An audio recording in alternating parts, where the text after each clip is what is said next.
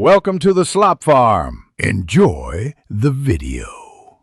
In this video, I will show how to replace Honda Accord window seal, easy method. Remove the door panel first by prying trim away gently and locating screws. Disconnect power connectors and lift the panel free, keeping clips safe. Peel out the old seal with a trim tool, clean the channel of debris, and test fit the new seal before full installation to ensure a snug, even fit. Start by disconnecting the battery to avoid window surprises. Remove screws at handle, armrest, and lower trim, then use a trim tool to release hidden clips. Carefully pull the panel upward to clear the lock tab and lower it away from the door while disconnecting any electrical connectors. Set the panel on a soft surface to prevent scratching, then remove the moisture barrier to expose the window channel and seal area fully. If you are finding this video helpful, please subscribe and like to support more DIY tips.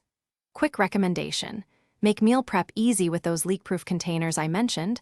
They double as perfect parts trays and keep bolts from rolling away. They seal tight, stack neatly, and save cleanup time when working on doors. Check the description for the product link and other deals. Now let's get back to the video.